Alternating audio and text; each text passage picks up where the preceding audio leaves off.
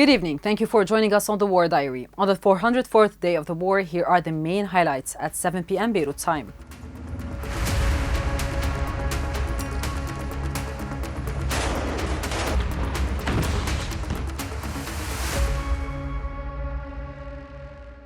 The southern suburbs of Beirut have faced relentless Israeli airstrikes in recent days. On Wednesday, a series of Israeli raids targeted Har Tahrik, Laylaki, Shiyeh, Gbeire, and Msharrafiyeh. The night from Tuesday to Wednesday was especially violent. An attack on a building in Dawhat Aramoun resulted in 8 deaths, including 3 children and 3 women, with 17 injured.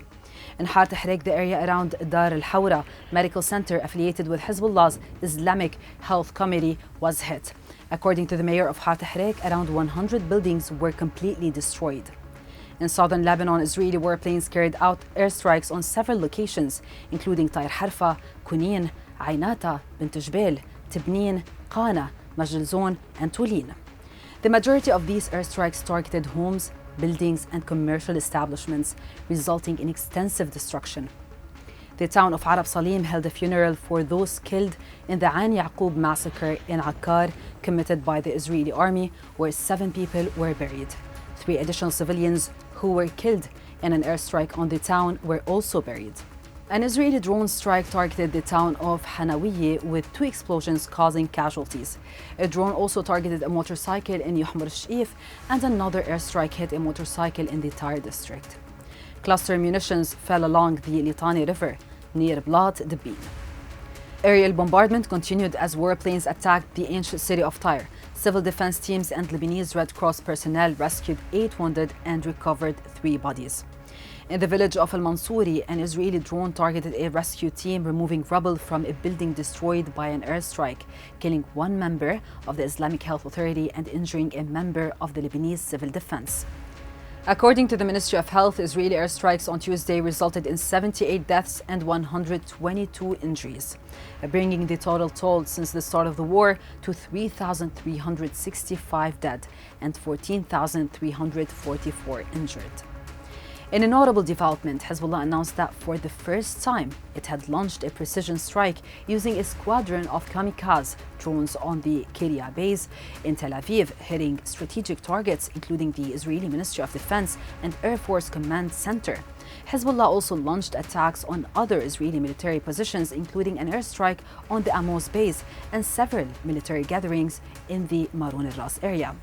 Additionally, Hezbollah reported that an ambush along the Aitarun Ainata Bint Jbeil axis resulted in over 20 Israeli deaths. Israeli media has acknowledged only 11 fatalities from the incident.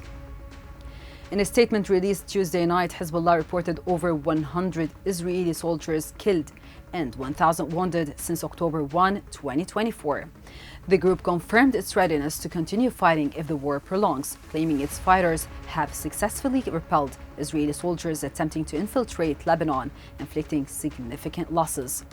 Meanwhile, Israeli Chief of Staff Herzi Halevi claimed the army was eliminating many Hezbollah leaders, fighters, and commanders.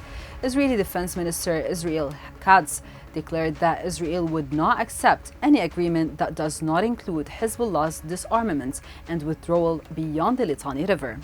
He added that Israel would continue targeting Hezbollah's infrastructure in Beirut. The army confirmed that 3 soldiers were injured in clashes along the Lebanese border within the past 24 hours. The Israeli Home Front Command issued a warning, and sirens were activated in the eastern sector of the Lebanese border following a suspected drone infiltration.